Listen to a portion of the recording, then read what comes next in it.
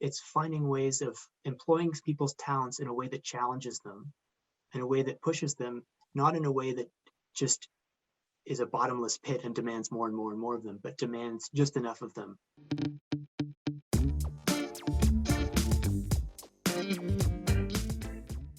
80% of all workforce training in America is going towards safety training. It's going towards slip and fall training. It's going towards cover your ass training, to not mince words. It's for that reason I think that we should be exploring in future of work how we develop skill. If we're going to really build an infrastructure in the future of work where every worker is going to be able to learn in an agile manner, to be able to reskill quickly and effectively for the next job, then we're going to have to make better decisions and choices around the technology we invest in and the strategies we invest in. For that reason, our next guest is here today. Alex Hutchinson, PhD. Started out as a physicist from the University of Cambridge. Was a researcher with U.S. National Security Agency, worked on quantum computing and nanomechanics. Did you do that too? Yes.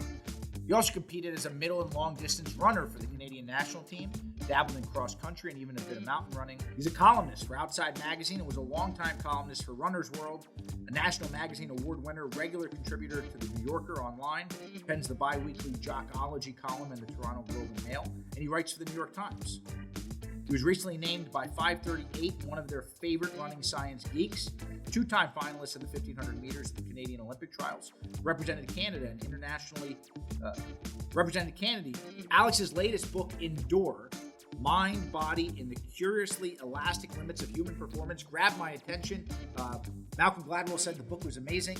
In it, Alex says endurance is the, quote, struggle to continue against a mounting desire to stop, and that we're always capable of pushing a little farther. You might say, what does endurance running have to do with the future of work? Well, you know what? I've seen a lot of jobs today, and if you ever worked at an Amazon plant, that's a pretty big test of endurance, if you ask me. So I want to talk to Alex today about what some of his learnings were in his exploration and writing of the book, as he really double-clicked on the concept of endurance in athletes, and see if there's any connection between developing high-performing athletes and developing high-performing workers. So with that, here's Alex Hutchinson. Let's bring it in.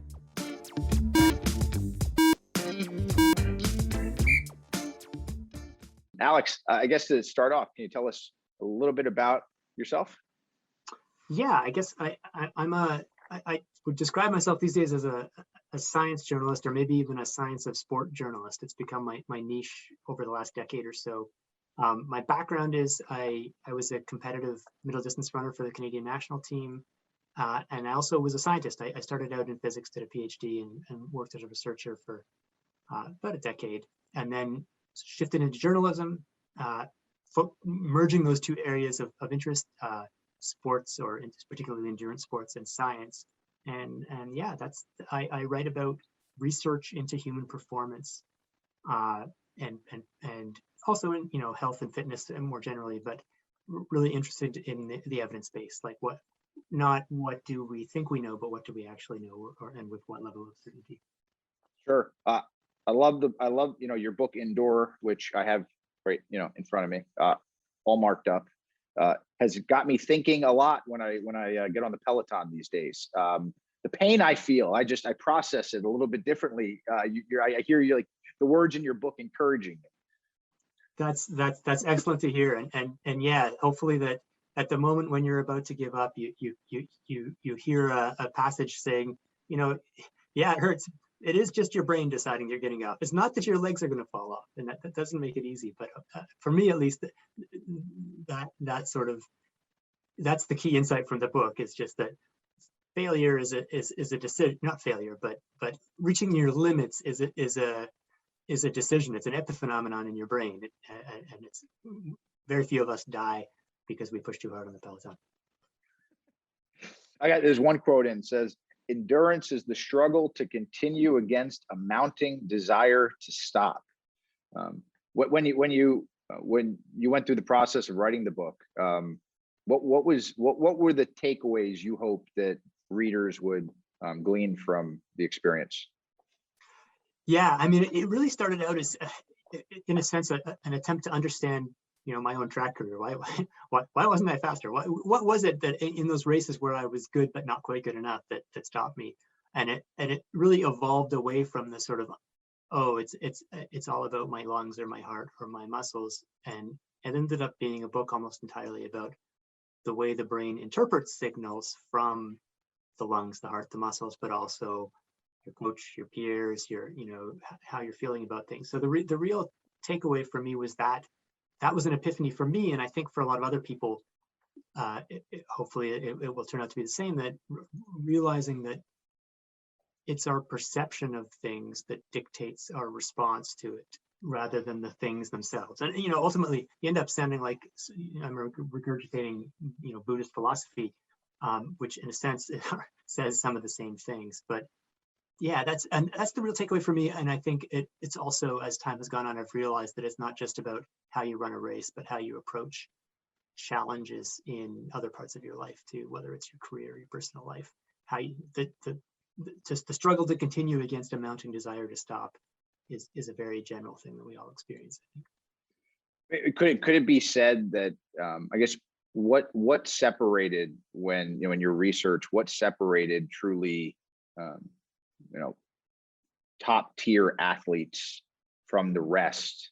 I would assume it's not just maybe some level of skill or natural born talent. I mean, what in your research maybe was surprising? Yeah, and one of the sort of questions I wrestle with is okay, it's not all in your head, but it's not all in your body either. But what's the balance, right? Like what separates it? And I think it depends on. So the way I think about it is, if I took 100 random people from the street and had to place bets on them for running a marathon, I would, and I was allowed to gather whatever information I could. I would take them to a lab and I would test their physiology. I would test their ability to process oxygen to their muscles, because at that level, with a group of heterogeneous people, it's the physical stuff that really matters. It doesn't matter how mentally tough I am. I'm not going to beat the Olympic marathoner or the Olympic marathon champion, because we're different species almost. But once you take a group of people from a similar context, let's say you take all the people who have already qualified for the Olympic marathon, or whatever the case may be, then the physical characteristics are much more similar. And so then this is where these factors like how much are you willing to endure, how much are you willing to push, how much are you willing to suffer, they become much more important. So it's not that it's never all one or all the other. It's just like nature or nurture in biology, right? It's not that people are born to their fates and no one can change anything, but it's also not correct to say that anybody can become the world chess champion if they just practice. People have different aptitudes and different skills, and some people have natural aptitude for certain tasks and others for other tasks. So yeah, I'm rambling a little bit, but the point is, you have to consider the physical reality, but also how you respond to that reality and what you're able to do with your opportunities. What are the implications for coaches, or maybe managers in the workplace who are trying to, workers are running a really long race every day, if you kind of maybe think about it that way as well. That's tough. But are there any implications for coaches or advice for coaches that you think maybe it comes out of the book? Yeah, I mean, I think in a way, the great coaches or the great managers have already intuited the things that I'm going to say, right? Like some people already, and in the same way that great athletes already know anything a sports scientist can tell them, they've already intuited it. So I think the key thing is that one of the most important things you can do for people you're leading or managing or coaching is create in them a sense of positive self-belief, that they're capable of achieving the goals you've set out for them.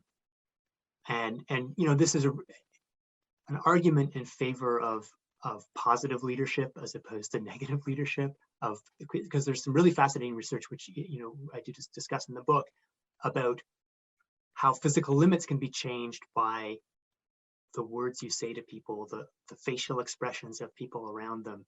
When you're feeling more positive about things, you're more willing to keep pushing because you believe it's possible and it's worthwhile, and you have self-efficacy, meaning that you believe you're capable of doing this thing, therefore you're more willing to work hard to do it, so it becomes a self-fulfilling prophecy.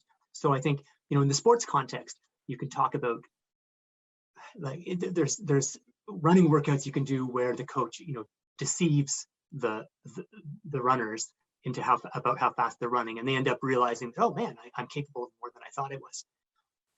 You can't translate that directly in the workplace. You can't lie to your employees about what they're doing and say, hey, you produced 7 more memos than you thought you did. But I think the general principles are similar, that you want to try and find ways of supporting the belief that people are on track to achieve their goals.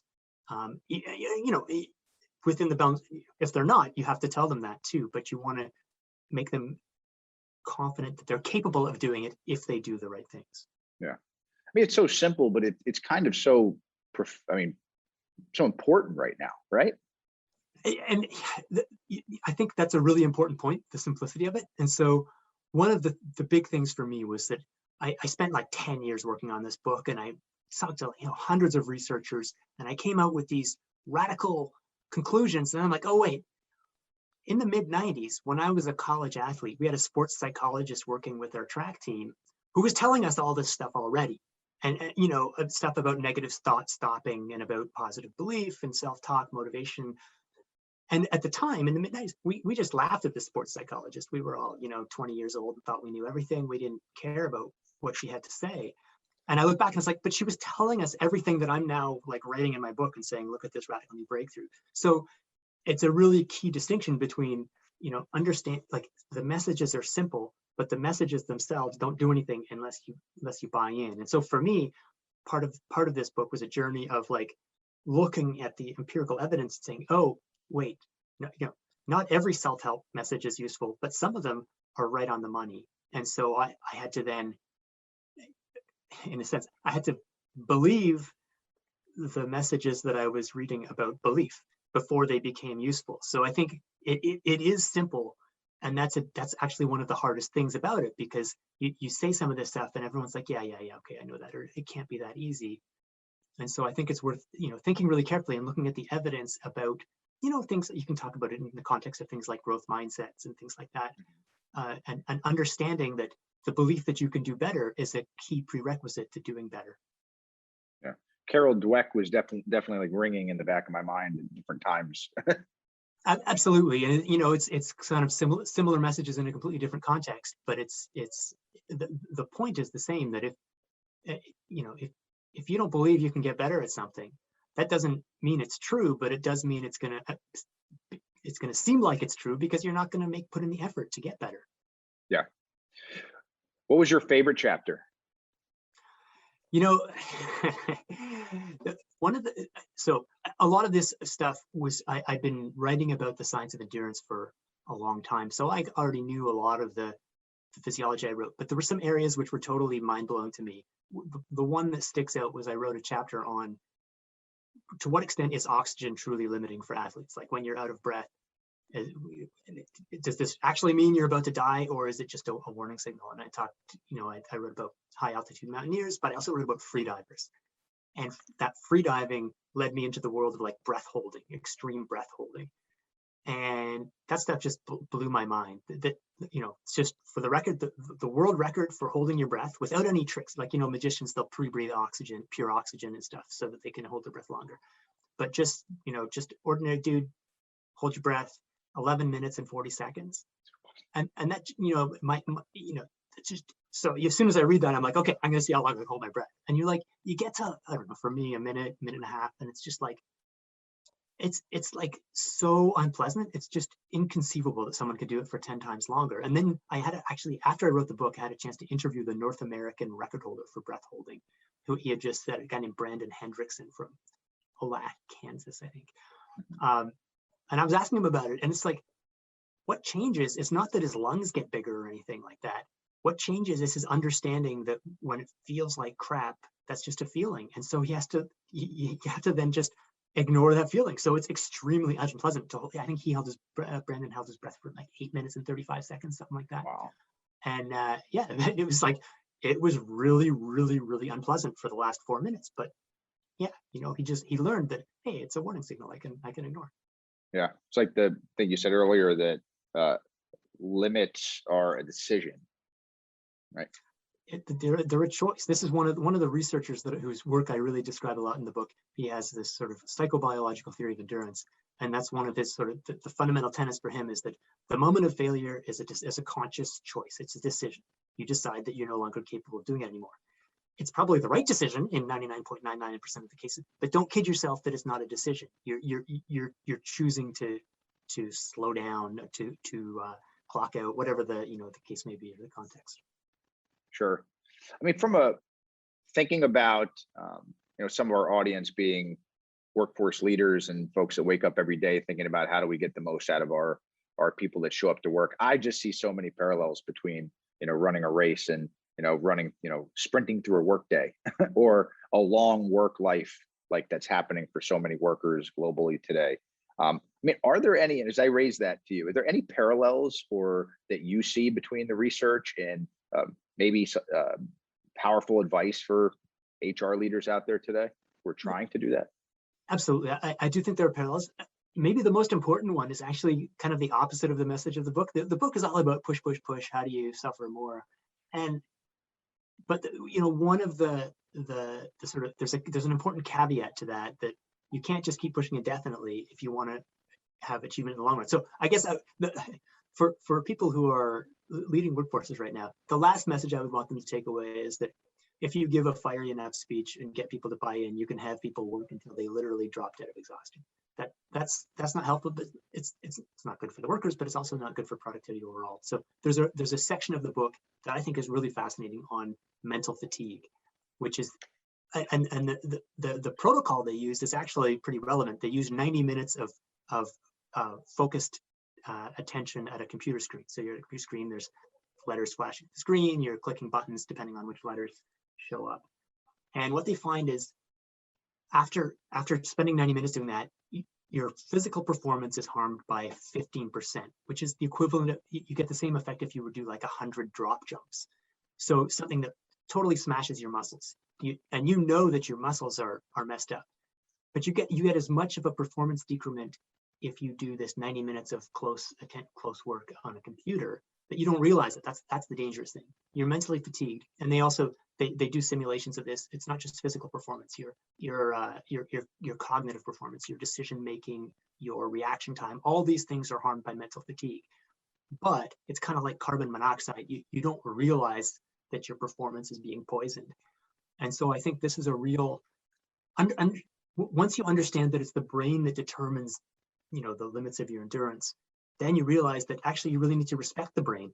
The brain can help you push harder sometimes, but you also need, if you want to be performing at your best, if you want to be getting the most of your workers, you need to make sure that they're, that they're not doing 7 hours of like extremely hard work, and then at that point you're expecting them to make a good decision or not miss a crucial detail, because at that point their performance is down the tubes. So anyway, I think there are a lot of ways of analogizing it, but I think understanding the limits that are imposed by the fact that it's your brain is also really important.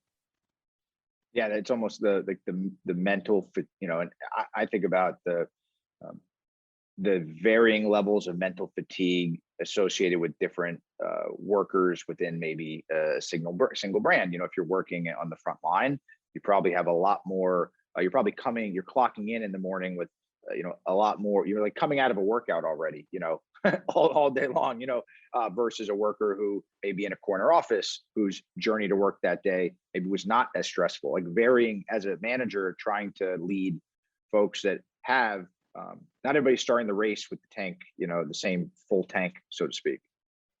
Yeah, absolutely. And the specific demands of different roles and in different contexts, you have to have some sort of appreciation of what's reasonable to expect from someone, and not just for their sake, but for your sake. If you want them to be performing at their best, what are some allowances that you might be able to make to say, hey, I realize that you're mentally fatigued, or you're physically fatigued, or you're just emotionally and motivationally fatigued, or whatever the case may be. So what's the next book? We're sort of bordering on it. This is why some of my answers, Endure was all about how you push harder. And now as a 45-year-old trying to figure out what the rest of my life is all about, I'm trying to explore why we push harder, why, Yeah. Why I feel like I need a next challenge, and beyond paying the rent. And I think it's a hard question. So I'm thinking about why are we driven to explore, to push? That's great. I think that's really timely. Again, I'm coming from the workforce side, but we see workers coming unstuck from brands right now because of why do I do this every day? Why the pandemic shifted people's perspective of where they want to spend their time. Yeah, that's it's interesting. And I started thinking about this before the pandemic, but boy, is it intensified as I'm like, look, what am I doing and why? And rather than fight it, I want to understand the sort of the evolutionary and neuroscientific origins of why are we wired this way? Why are we wired to push? And what is the dangers of pushing, of not understanding those impulses in the modern world where we're not keeping antelopes, we're chasing whatever promotions. Well, that's fun. Yeah, I'd be excited to see what the outcome is. I tell one of the stories from the book that I tell is I think it was early in the book. It was about it's almost like the splits. I think it was on maybe 100 meter or 200. Oh yeah, when I was getting the wrong times and that's it's really the origins of my interest. I think it's the way that being deceived, and if we could fix, I guess I was saying that a little bit in the interviews, if you figured out a way of trick people like that systematically, it would be great, but it's not. You can't just lie to people gratuitously. So I got lucky that someone lied to me in just the right way. Well, Alex, thank you. I got one more question for you. So much about what we're talking about is around the future of work. I think that like you just mentioned, there's so much that people have to think about today in order to get the best out of their team every day and individually, whether it's positive thinking or otherwise. I want to ask you, what is your hope when you think about the future of work? Yeah, one of the issues I've been thinking a lot about lately is the question of kind of meaning and challenge, and making sure that I think the people who are most satisfied in their career, they have a why, they're doing it for a reason, and their challenge. One of the things people talk about with flow, right, is you need to have a challenge that's at the sort of outer edge of your capabilities, but it's not so hard that you can't do it, but it's not so easy that it's rote. And so I think in a utopian future, or in terms of a direction we want to go, it's finding ways of employing people's talents in a way that challenges them, in a way that pushes them, not in a way that just is a bottomless pit and demands more and more and more of them, but demands just enough of them that they're that they're using their talents and they're being challenged without being sort of squeezed dry. Alex, thanks for taking time. Thanks, Sam. I really appreciate the opportunity to have a chat.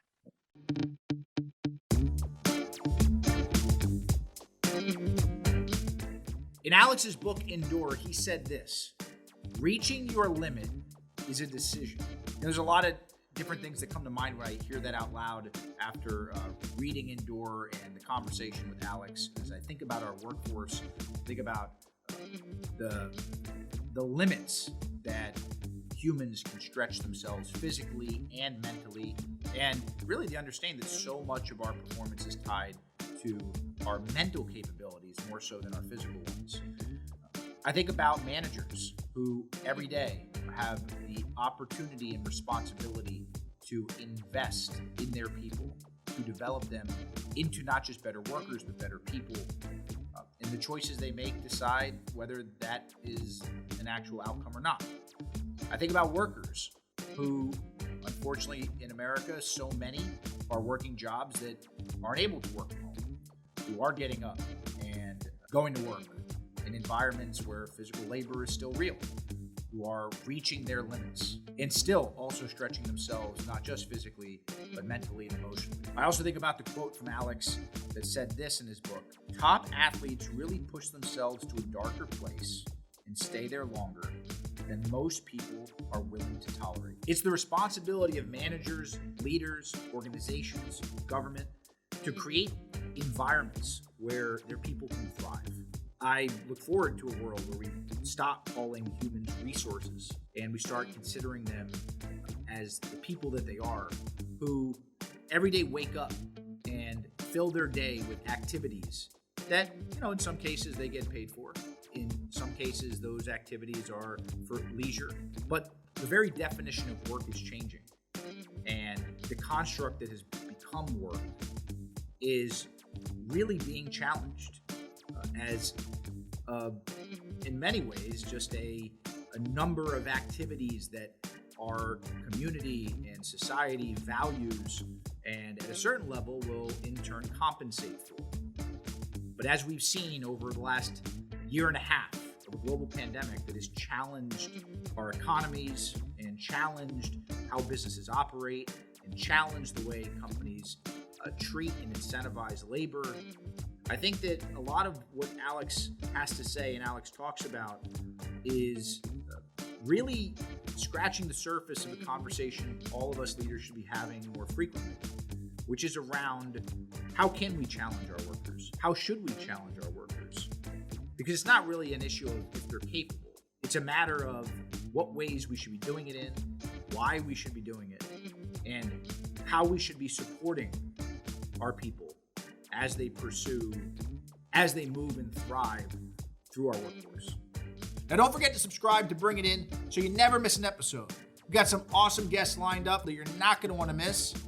Now, back to work.